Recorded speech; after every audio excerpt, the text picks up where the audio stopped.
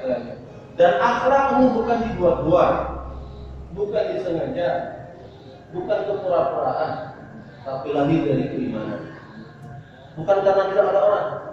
Satu ketika pernah saya sampaikan, sekelompok manusia berjalan di hadapan Ummul Mukminin Aisyah radhiyallahu anha. Jalannya penuh kelembutan, penuh ketawaduan, ngomongnya lembut sekali. Begitu lembutnya mungkin sampai tidak terdengar. Cuma orang itu halus, ya, gayanya, ya, wajahnya dibuat lugu, ya, kemudian lembut-lembut nampak orang yang seperti itu. Maka Aisyah bertanya, mana Allah? Siapa mereka? Maka sahabat Nabi mengatakan, Allah mereka adalah ahli ibadah. Jadi gambaran orang yang lembut, jalannya sopan.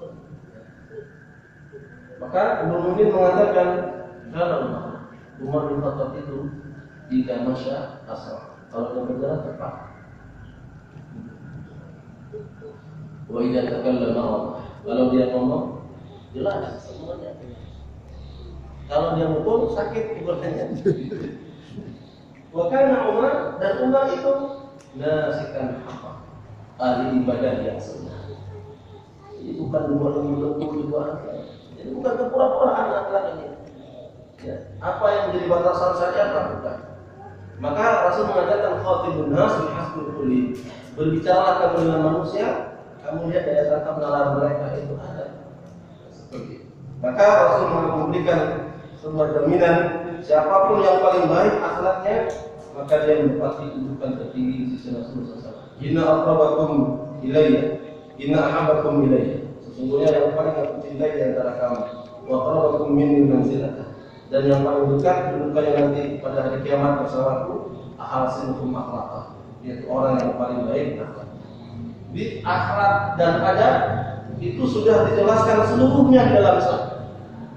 Tidak ada yang tersisa sedikit pun. Maka tuntutan syahadat, kalau sudah bersyahadat, maka mengambil panduan adab dan akhlak dari Islam. Tidak boleh mengambil yang lain. Allah memberikan ancaman wa may yattabi gharal islamihi fala yuqbalami. Barang siapa mencari konsep lain dalam kehidupannya selain daripada konsep Islam, maka konsep tersebut tidak akan diterima.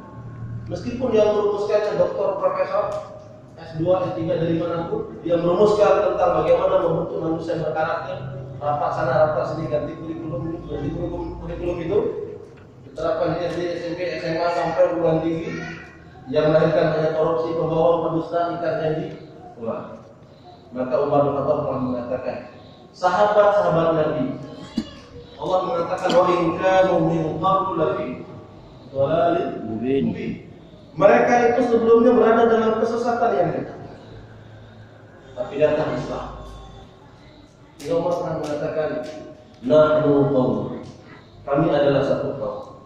A'azzana Allah bil Islam. Allah angkat kami dengan kemuliaan hanya dengan Islam. Ama ittaghaina ghairal Islam. Maka tak kala kami mau mencari selain Islam sebagai panduan, sebagai akhlak, sebagai tuntutan dalam kehidupan, adalah Allah. Pasti Allah akan menghina. Maka coba kita introspeksi, kenapa menjadi seperti ini? Maka jawabannya karena kita sudah mulai mencari konsep lain. Maka konsep Islam sudah kita aturkan, masuk akal. Pada semua sudah dijelaskan. Sampai burung yang terbang Rasul ajarkan. Bayangkan. Dalam hadis disebutkan, laqad tarakna Rasulullah sallallahu alaihi wasallam, Rasul telah meninggalkan kami.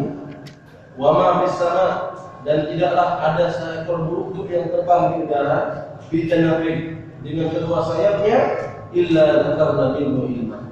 Melainkan Rasul ajarkan kepada kami ilmunya. Burung yang terbang saya Rasul ajarkan.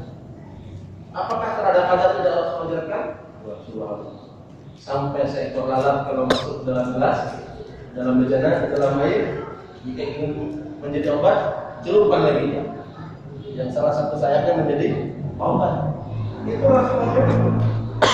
Makanya beradablah sebelum kita menuntut ilmu. Maka sungguh tentang urusan ini para ulama-ulama salaf telah mengatakan kepada kita. Termasuk yang terakhir adalah Abdullah bin Mubarak. Beliau mengatakan, "Talaqul adab talazinatan." Aku telah belajar tentang adab dan akhlak selama 30 tahun. wa talaqul ilma misli sana. Dan aku mempelajari ilmu 20 tahun. Kalau yang berhubungan ada sunnah. Para sahabat, para salaf saleh terdahulu mereka belajar adab dulu, baru mereka belajar ilmu. Maka kita perhatikan pada fase-fase Makkiyah.